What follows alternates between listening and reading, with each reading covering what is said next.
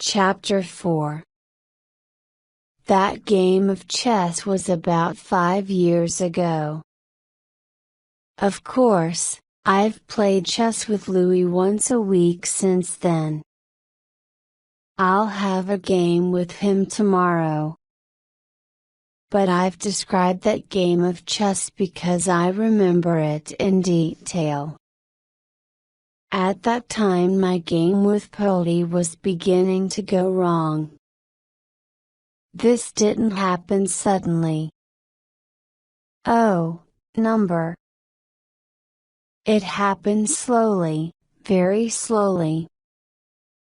Louis never spoke to me about Polly again, and of course I never spoke about Polly. Louis believed that Polly was a character in my detective story.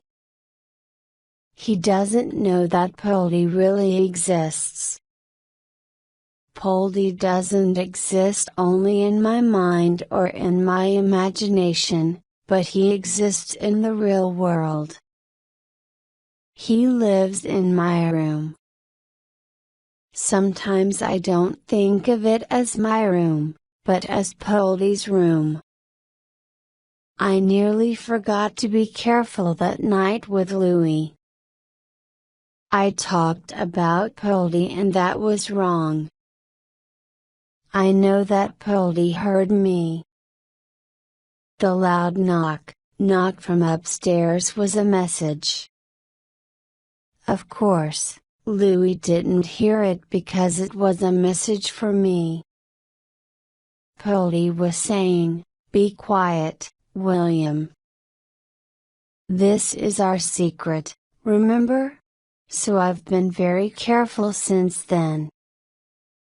I never speak about my work because I don't want Louis to ask any questions about Polly."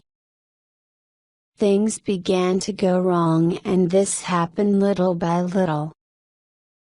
I first noticed it about 2 months before the game of chess with Louis. One night Polly and I were playing our usual game. I pulled the plug out of its socket and the room was dark. I always feel that Polly is there. After that, he gives me a clear sign of his presence. Sometimes he knocks on the floor, sometimes on the window. Sometimes he shakes my bed. But that night Polly didn't give me a sign. I felt he was there. That was all. I sat up in bed and called to him. "Polly. You're there, I know. I'm ready to play. Are you ready?" But nothing happened. I got out of bed and walked round the room. I walked very quietly across the wooden floor. My footsteps were very light, but I could hear them. Suddenly, I thought Polly was behind me. I stopped and turned round.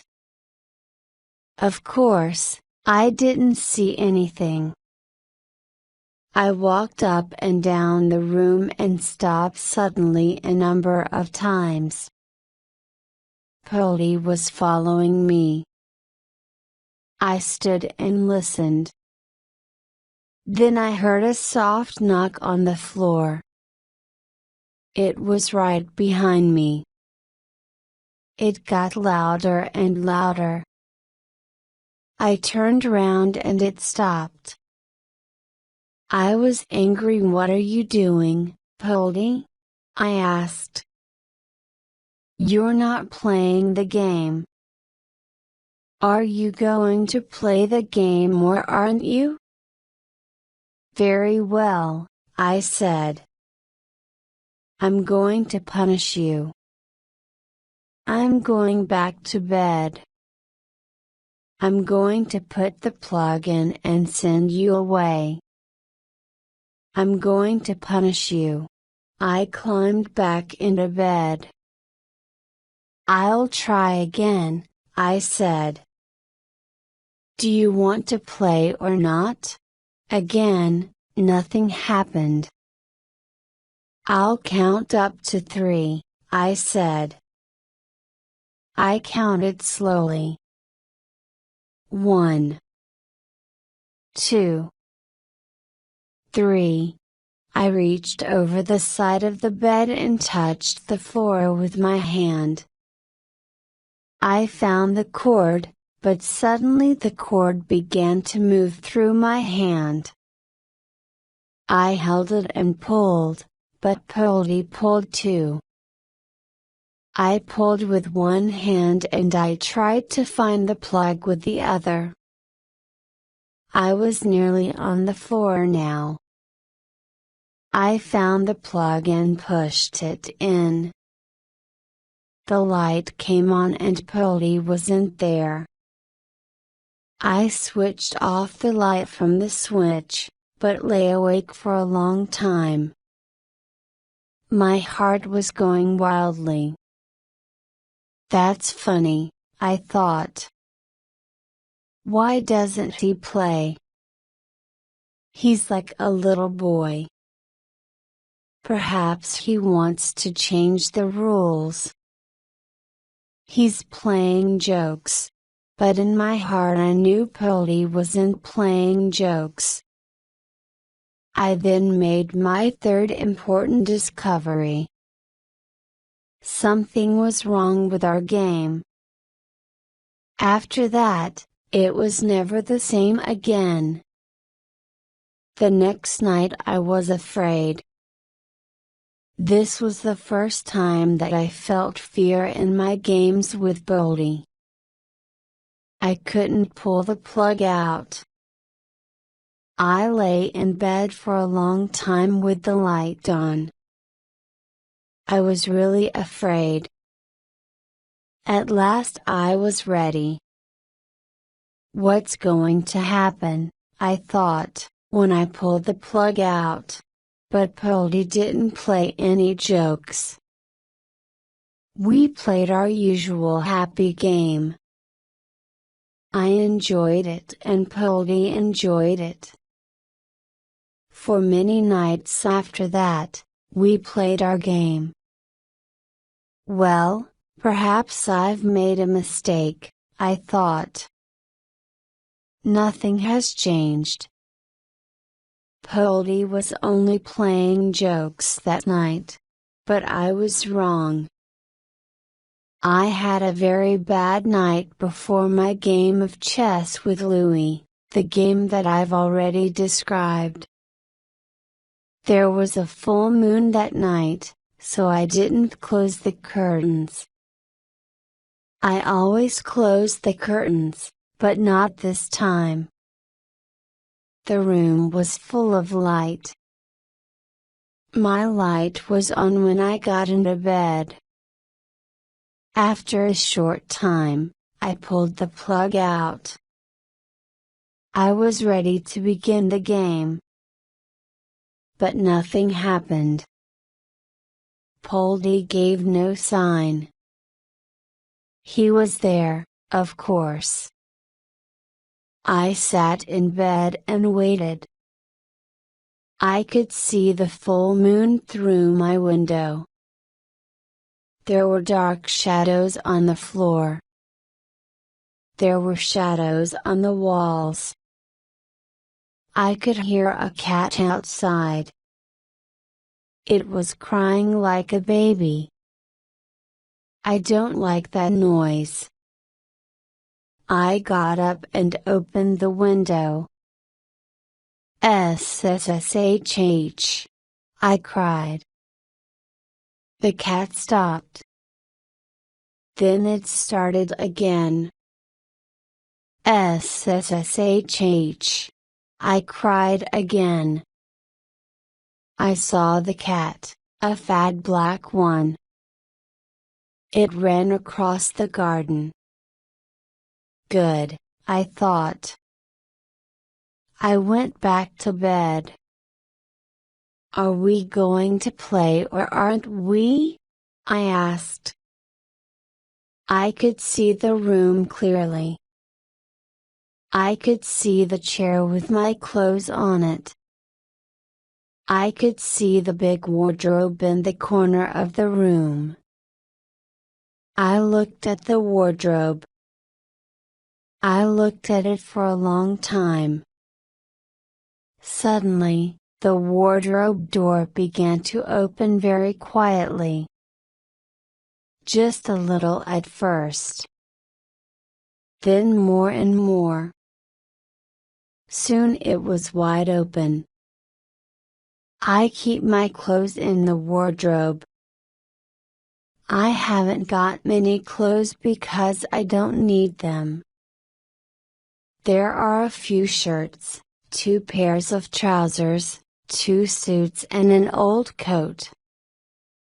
The wardrobe door was wide open, so I could see inside. I saw my shirts, my suits and the coat.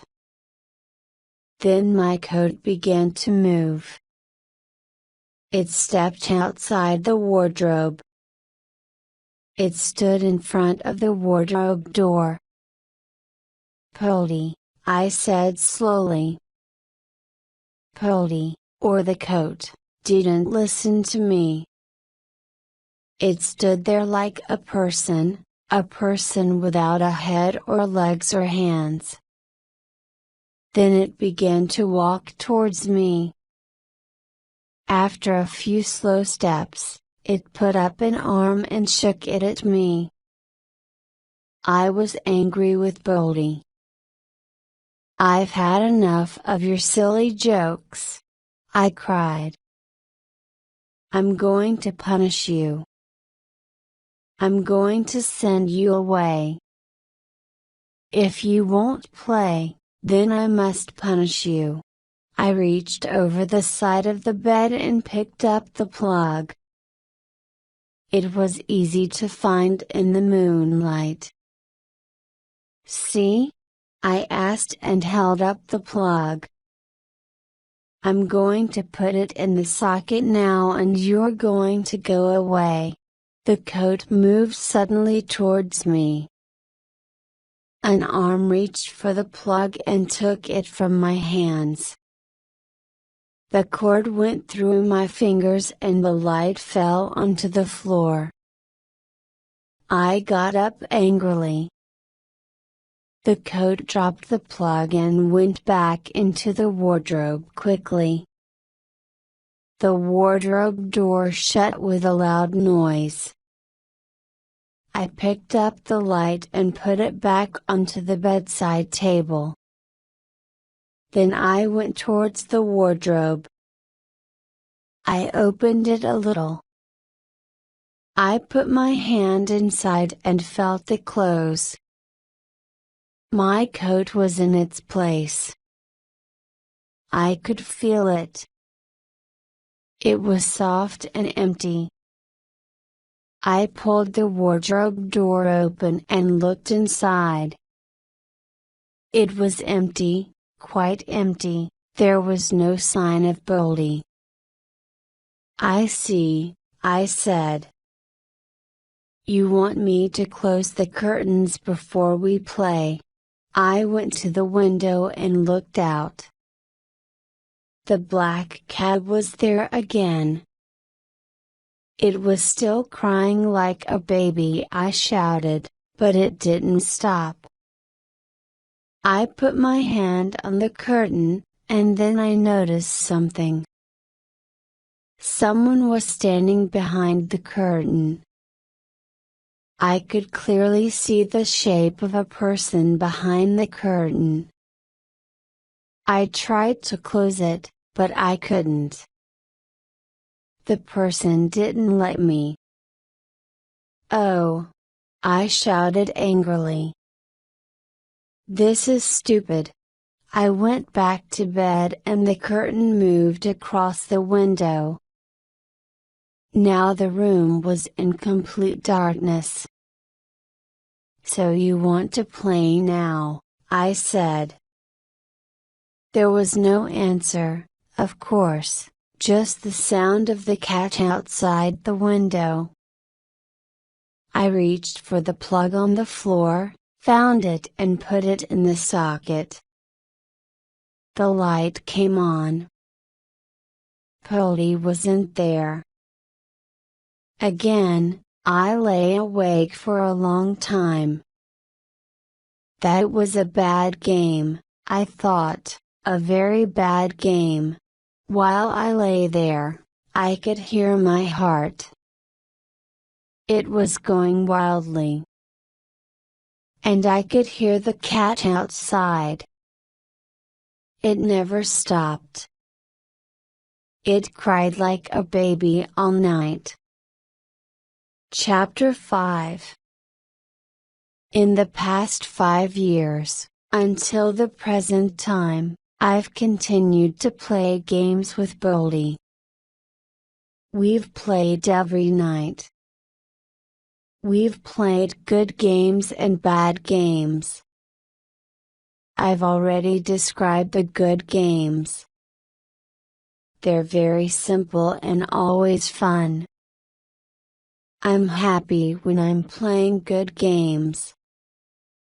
But I'm sad when I'm playing bad ones. In what way is a good game different from a bad game, you will ask?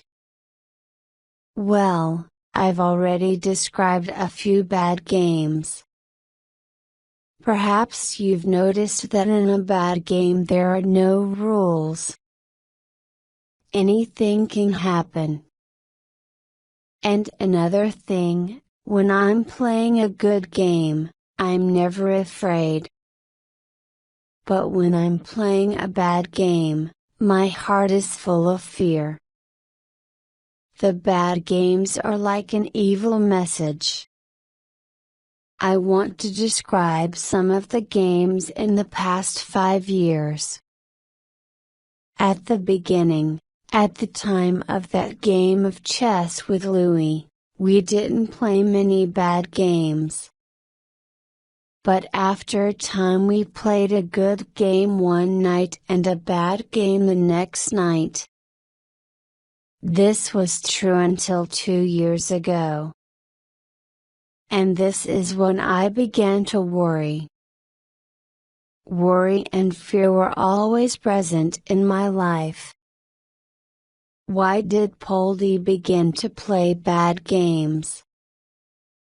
I've often asked myself this question and I've never been able to explain why.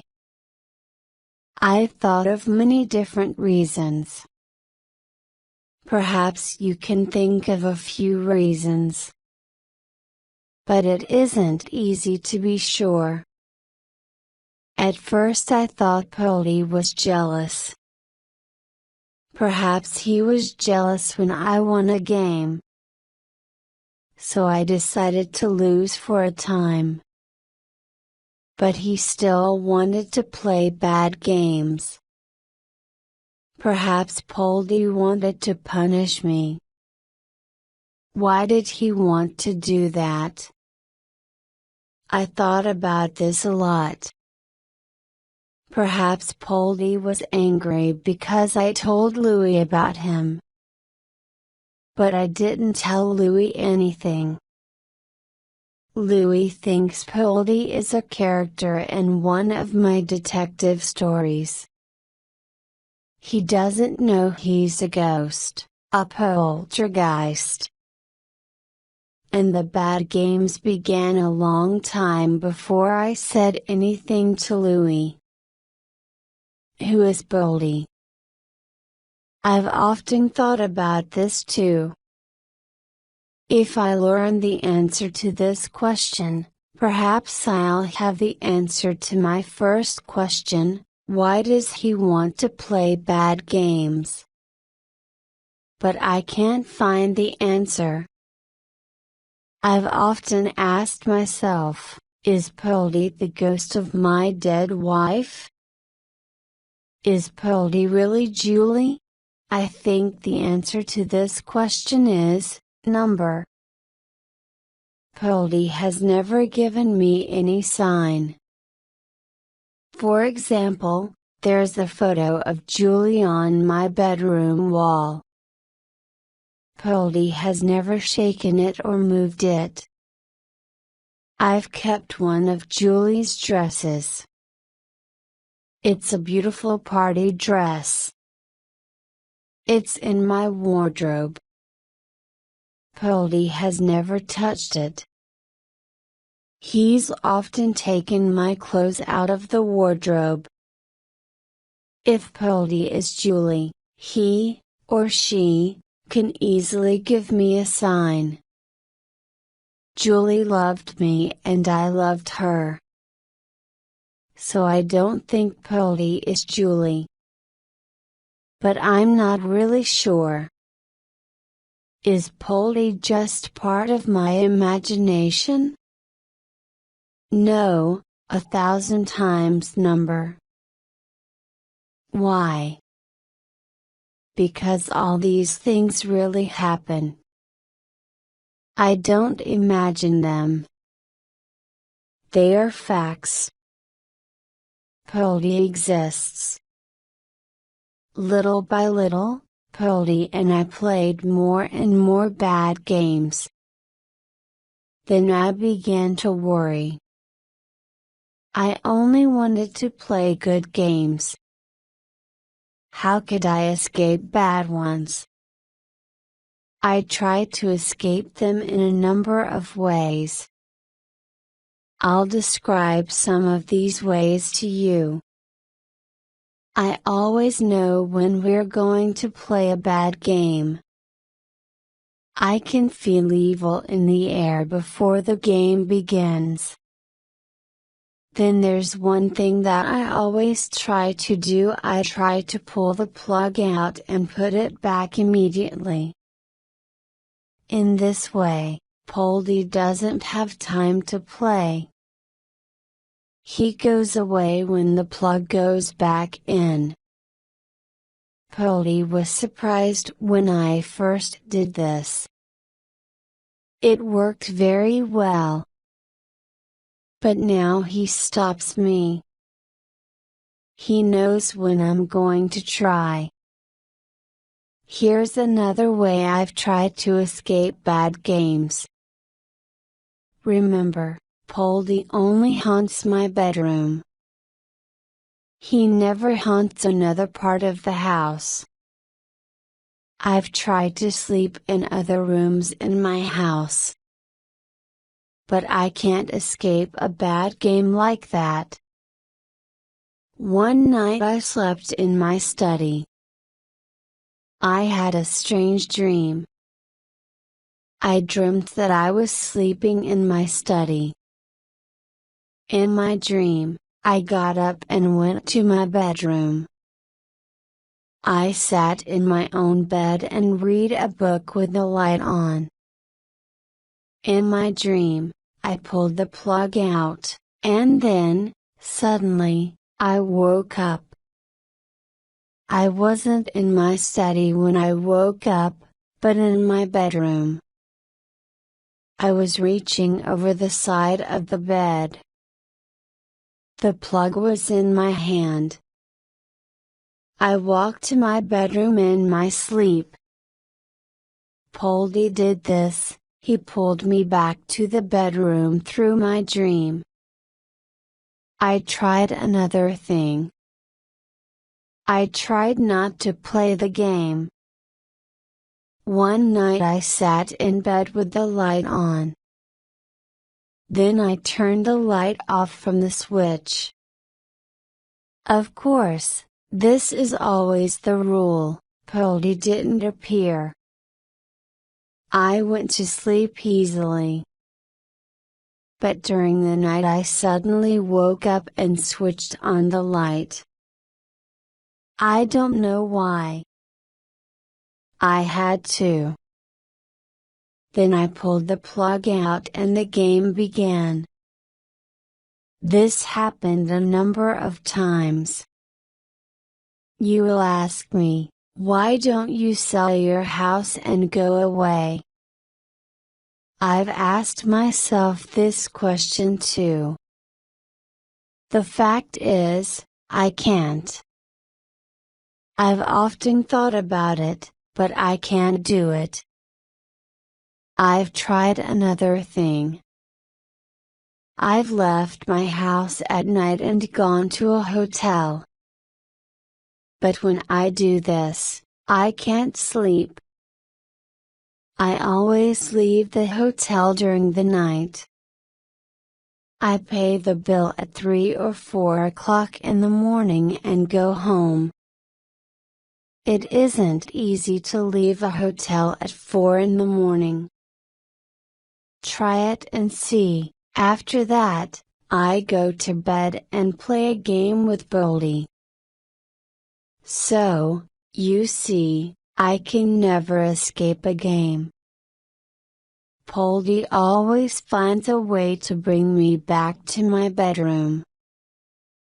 Until a year ago, we often played a lot of bad games. But Poldy never touched me at any time. I often tried to touch him. But he never touched me. This was a kind of rule. I can't describe my fear when Poldy first touched me. It all happened one night about a year ago. I went to bed at 11 o'clock. I knew it was going to be a bad night and not a good night. I could feel it. I read for hours because I didn't want to pull the plug out. In the end, I was very sleepy, but of course I couldn't sleep. I reached over the side of the bed in my usual way and pulled the plug out. Immediately my eyes were wide open and I was awake. Poldy was there and we were ready for the game. During a bad game, Poldy doesn't always give a clear sign of his presence, but that night he gave a very clear sign. I lay in bed in fear and waited. Nothing happened for a minute and then the bed began to move. Poldy wasn't shaking the bed. He was lifting it off the floor. The bed moved into the air. I reached over the side and tried to touch the floor. I tried to find the plug. But I couldn't reach the floor. The bed was, I think, about a meter above the floor. Then the bed began to turn round, slowly at first. It went round and round and round, first slowly, then faster and faster and faster and faster. Suddenly, it stopped in the air and dropped to the floor quickly. It touched the floor lightly and was in its usual place. The head of the bed was against the wall, with the bedside table next to me. I tried to reach the plug.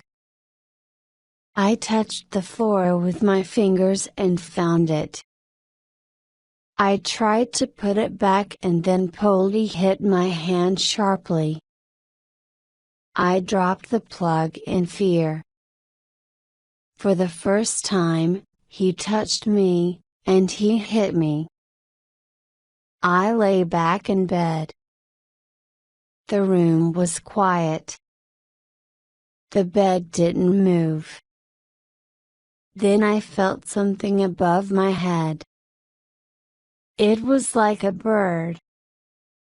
I put my hand above my head. There was nothing there. Then something touched my hair lightly, like a soft hand. Fingers went lightly through my hair. I jumped out of bed and ran to the other side of the room. I heard footsteps behind me. I turned round. Polly was behind me. I turned round again and again, but Polly was always behind me. Then he hit me in the face. Then he began to push me.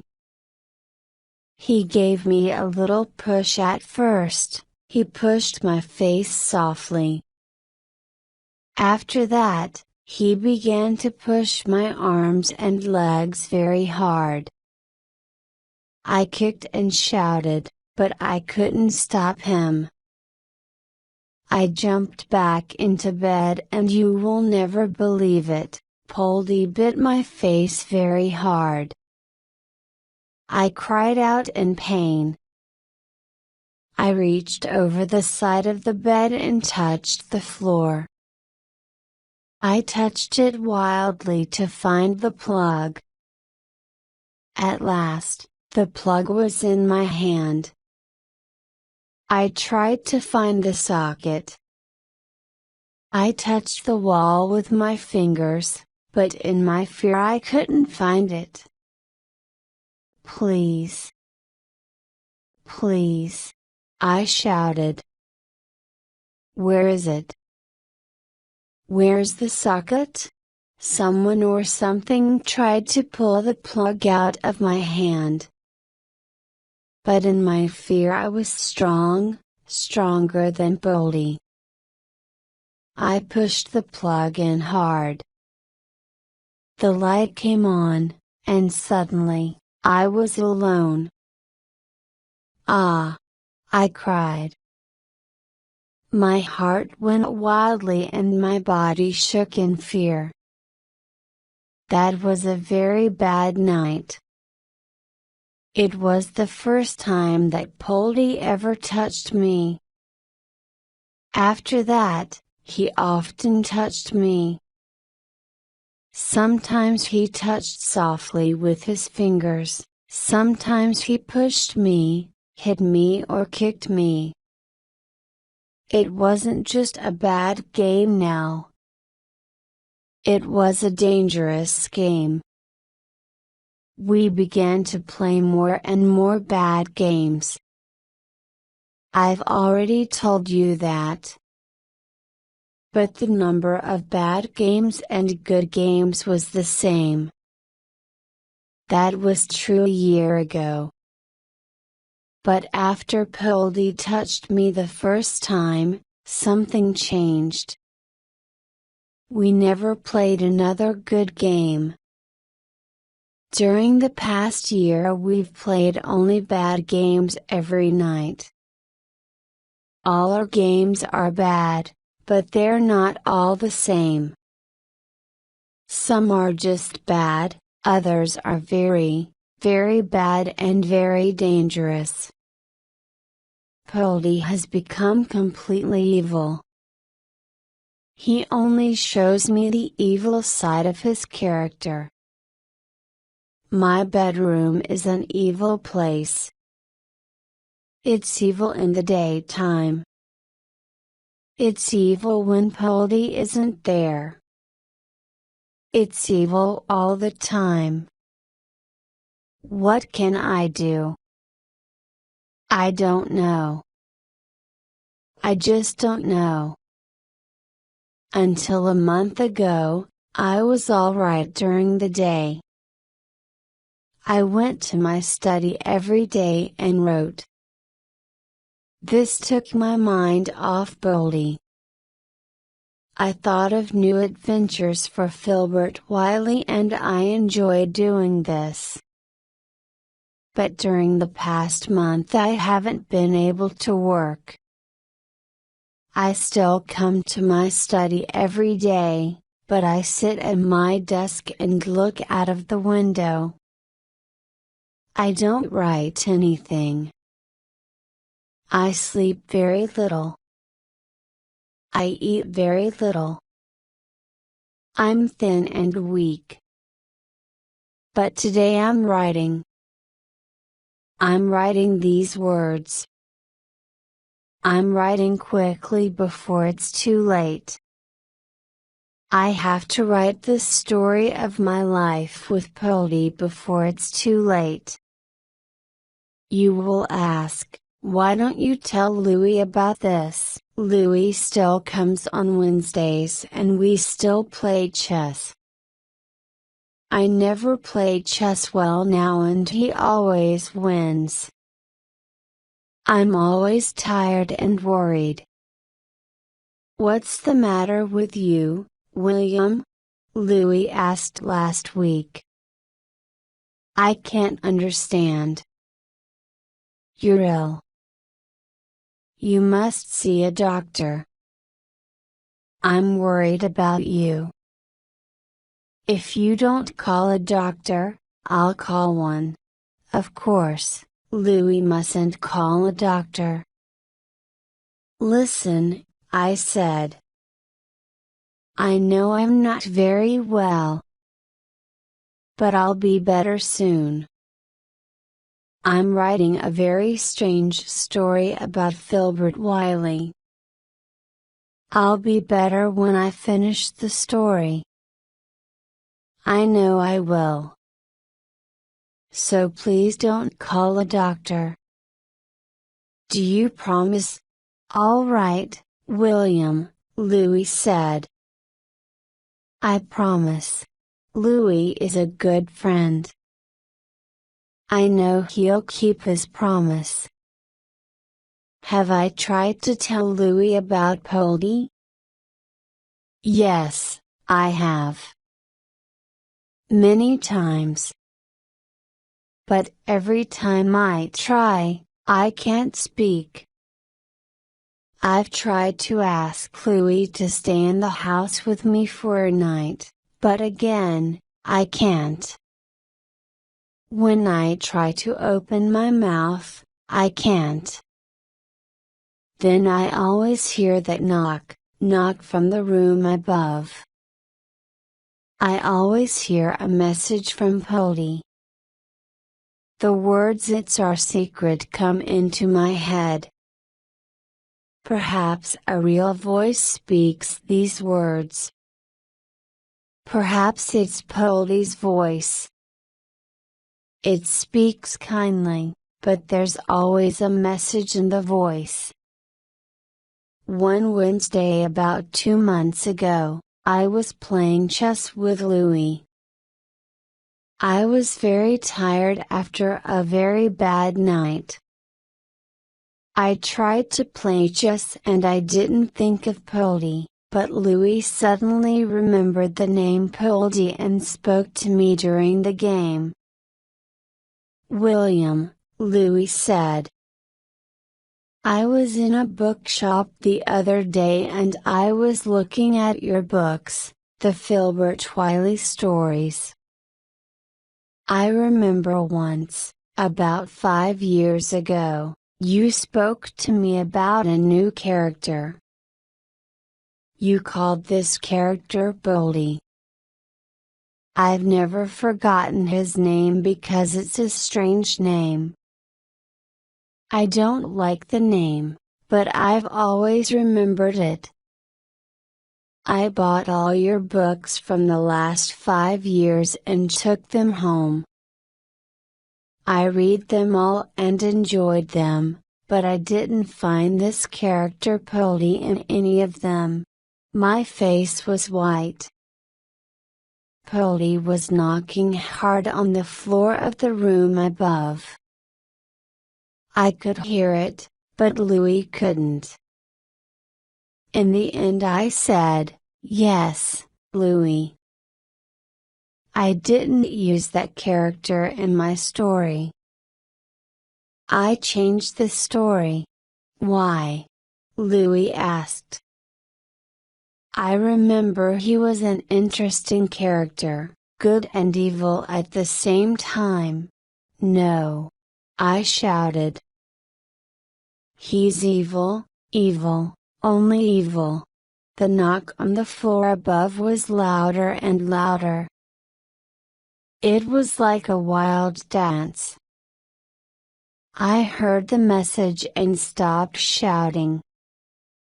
"I'm sorry," I said in a quiet voice. "No, I didn't use that character. I couldn't say the name Poldy." We continued to play chess. The game ended in the usual way. Louis said, "You can't move anywhere," and I lost.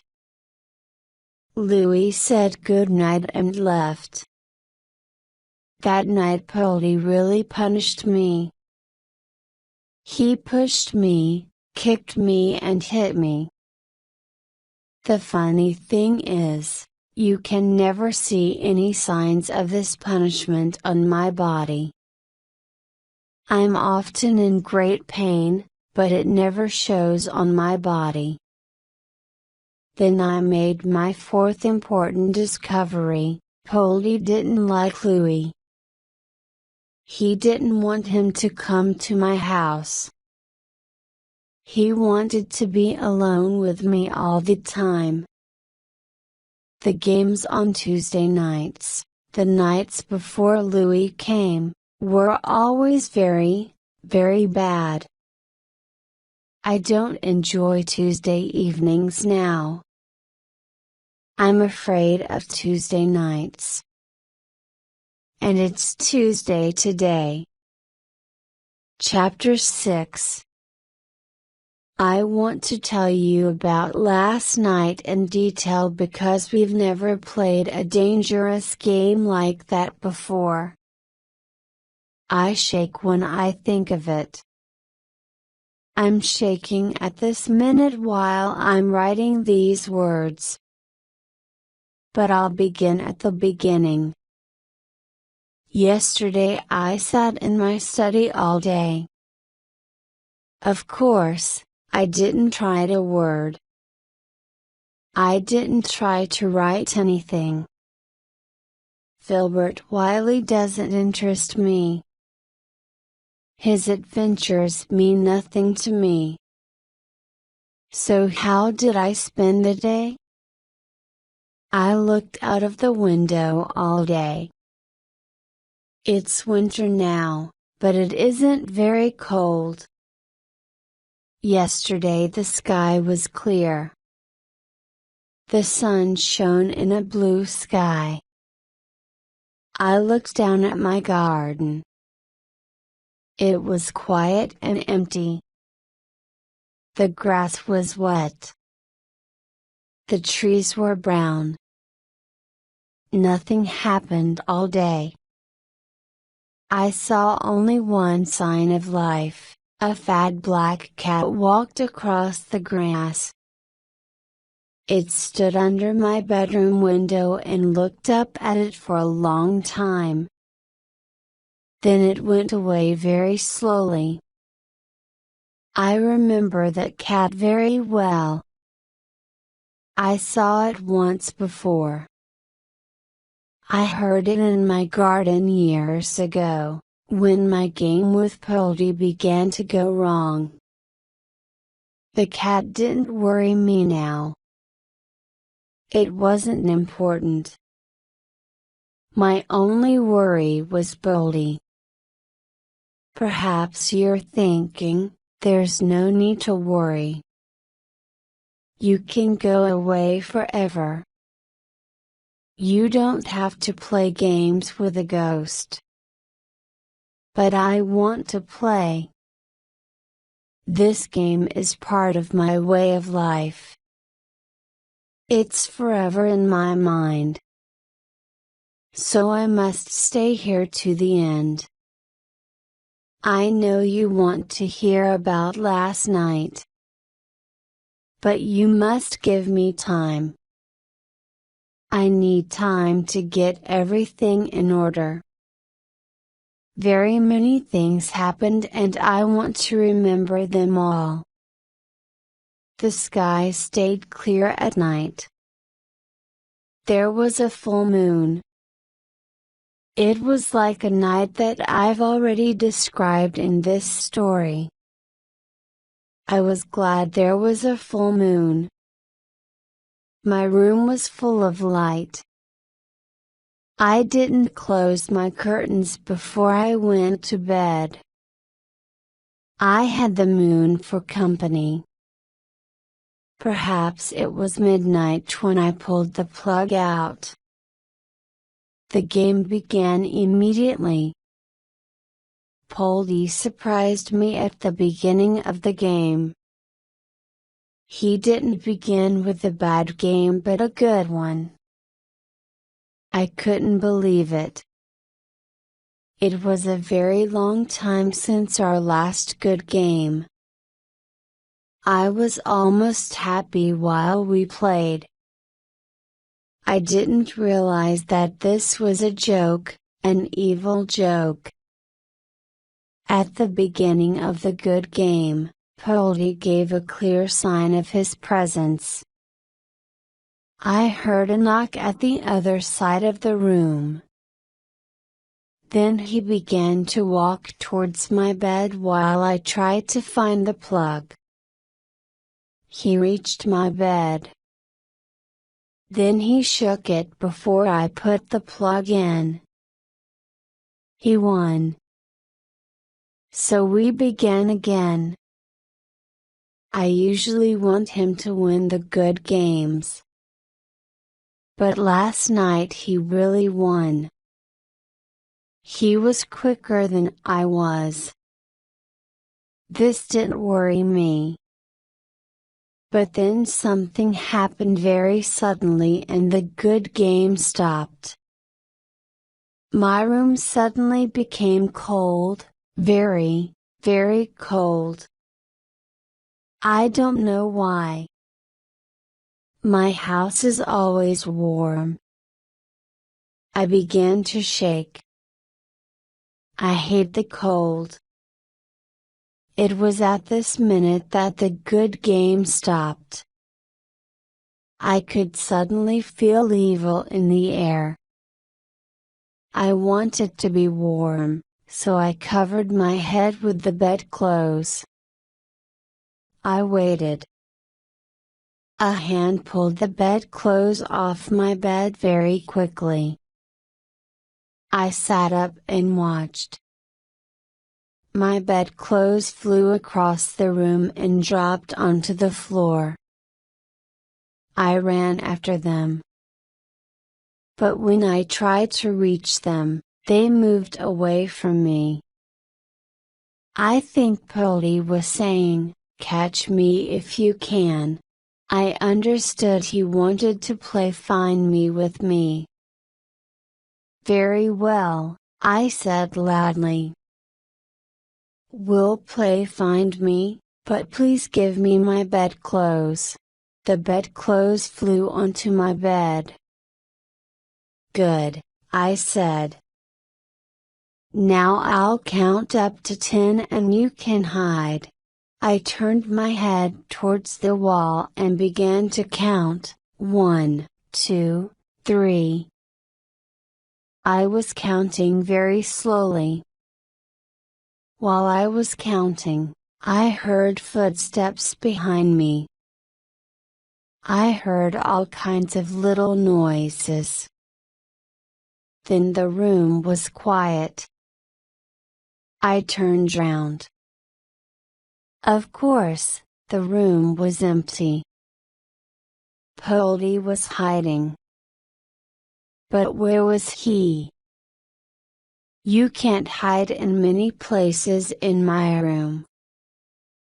You can hide under the bed, under the chair and in the wardrobe. But Poldy is a ghost, he can hide anywhere. He can hide inside one of my pockets. "I'm coming to find you, Poldy," I said. I went straight to the wardrobe. I opened the door very slowly. Before the door was wide open, I put my hand inside the wardrobe carefully. Perhaps Poldy will bite or hit me, I thought. But he didn't. I pulled the door wide open. The moonlight shone into the wardrobe. I could see my clothes inside it. I could see my shirts, my trousers, my suits and my old coat. I could see Julie's beautiful dress. I touched all my clothes. Nothing. He's inside my coat, I thought. I took the coat out of the wardrobe and shook it. Nothing again. Where are you? I shouted. In wild fear, I took my clothes out one by one and shook them. Then I threw them onto the bedroom floor. Soon all my clothes were on the floor. Julie's party dress was on the floor too. The wardrobe was empty, but Poldy gave no sign. "You're under the bed," I cried. I lay on the floor and went under the bed. I touched the floor with my hands, but there was nothing. I got up and walked around the room. I looked under the chair. Nothing. In the end, I sat on the chair and waited. He was in the room. I could feel that, but I couldn't find him. I sat on the chair for a long time. I was sleepy and shut my eyes. When I opened them, I looked at my bed. This woke me up. The bedclothes were still there, but there was a shape under them. It was the shape of a person with bedclothes over his head. I went quietly towards the bed and touched the bedclothes. The person moved under them. It moved like someone in his sleep. I touched them again. The shape threw the bedclothes back. I couldn't see anyone, but I heard quick footsteps to the other side of the room. Poldy's hiding place was under the bedclothes. "I've caught you!" I cried. "I've won. Now it's my turn to hide. You must count up to 10 and I'll hide." I waited and then I heard a knock from the corner of the room. He's counting, I thought. One knock, then another and another. Where can I hide? I thought. There was only one place, under the bed. I went under it very quietly. Then I lay without moving. The knocks continued. There were 10 of them, and then silence. I held my breath and listened. Complete silence. I looked across the floor. I could see the clothes that I threw there. Then the clothes began to move. Someone was picking them up and throwing them down again one by one. Shirts moved into the air and fell again. My trousers, my coat and my suits moved up and fell. Julie's dress shone in the moonlight, then it moved up and fell too. Poldy was carefully looking at all my clothes. Suddenly, Poldy broke the silence. The wardrobe door flew open. He hit the wardrobe hard. The wardrobe shook. Then it fell and hit the floor with a loud noise. There was silence again. I stopped breathing. I heard the wooden leg from the other side of the room. It came towards the bed very slowly. Knock, knock, knock, nearer and nearer and nearer. I wanted to scream. Polly stopped next to my bed. I was very cold now and I pulled up my legs close to my body. Something touched my legs softly. I didn't move. Then something touched my face. I felt hot breath on my face and screamed loudly. I tried to move away, but couldn't. In my fear, I lay without moving. Then Polly lifted the bed above my head and dropped it on top of me. It hit the floor loudly, but didn't touch me. Then he lifted it again. It almost touched the top of the room above me. I looked up at it in fear and it began to come down very slowly. In fear, I stood up and ran to the other side of the room. I looked at the bed. It returned to the floor softly. I must hide somewhere, I thought. The wardrobe was on the floor in front of me. I turned it over. Then I climbed inside it and shut it. I lay there quietly. Polly began to knock at the wardrobe door, very quietly at first, then louder. Suddenly, the door flew open. A strong pair of hands took hold of me, picked me up and threw me onto the bed. I screamed and shouted, but I didn't feel any pain. I got under the bedclothes and waited. For the first time I heard Polly's voice.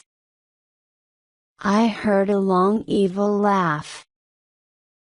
There was something in the voice that I knew. Soon the room was full of wild laughter. Stop it! Stop it! Please stop it! I cried. The laughter continued for a long time and then stopped. There was a very long silence after this. The game of Find Me was at an end. What's he going to do next? I thought. Perhaps half an hour passed and nothing happened. Then I heard a strange noise. Someone was scratching. It was like fingers on glass. Was Polly scratching the windows? I looked at them carefully and could see them clearly in the moonlight, but the sound didn't come from the windows. There isn't any more glass in the room, I thought. But I was wrong. There was the photo of Julie on the wall. The photo was behind glass. I listened. The scratching continued. The sound came from the picture. I looked at the picture carefully. It was a large photo of Julie's face. There she was, young and beautiful. She was smiling at me. In the moonlight, I couldn't see the details, of course. But I knew that photo so well. It was easy for me to imagine Julie's beautiful face. The scratching stopped and the photo moved off the wall and flew towards me slowly. Soon it was less than a meter away from me. I looked into Julie's eyes and she looked into mine. "Is it you, Julie? Are you the ghost? Are you haunting me?" The answer to my questions was evil laughter. Julie always laughed softly, but I heard the sound of her voice in this evil laughter. Chapter 7. I've told you the truth in this story, but I haven't told you all the truth. Why? Because I haven't been able to tell the truth to myself, so how could I tell it to you? I haven't faced the truth for 12 years now. But the time has come to tell it. Perhaps you already know. Yes, I killed Julie. But please believe me. I killed her out of love, not hate. Julie loved me and I loved her. I've told you that and it's true. Julie and I were happy. That's true too. My friends were jealous of me. That's also true. But I haven't told you one thing, I was jealous of my friends. You know a lot about me now. You know I'm not an interesting person. I don't go out much. I don't dance. I haven't got many friends. My life is in my books. In our 12 years together, Julie changed my life. She filled my life with friends and with laughter. So why did I kill her? We went out together a lot. Friends often came to our house. Julie liked company. She liked my company, but she liked other people's company too. But I wanted Julie for myself and only for myself. At parties I was always alone. There were always young men round Julie. They were always dancing with her. She enjoyed their company. Of course, Julie was my wife and I was her husband. But that wasn't enough for me. I didn't want Julie to speak to other men. I didn't want her to dance with other men. I wanted her to be with me all the time. When I saw other men round her, I was always jealous. I couldn't hide my jealousy. One day I spoke to her about it. I can't remember our words exactly, but they were something like this: "Put your suit on, William. We're going out tonight." "I don't want to go out," I answered. "Don't be silly, William. We're going out." "But I want to stay here," I said. "You always want to stay at home," Julie said. "I know you want to write your books. But we must live too." "But I don't like to be with so many people," I said. "I only want to be with you, William," Julie said kindly. "You're jealous." I had to agree. "I know I am," I said. "There's no need to be jealous," she said. I love you and you know it. Yes, I know it very well. Your character is different from mine. I need a lot of people around me, Julie said. I can't be in this house all the time, alone with you. I'm afraid I'll lose you, I said. You must never fear that, Julie said. You'll never lose me. I love you and I'm your wife. I want you to be my wife forever, I said. And I will be, Julie answered. She was telling the truth, but I was still very jealous. In time, I got more and more jealous. I couldn't hide it. Then something happened. I've already told you about it. Julie became ill. She was very, very ill. I called the best doctors. I've told you that and it's true.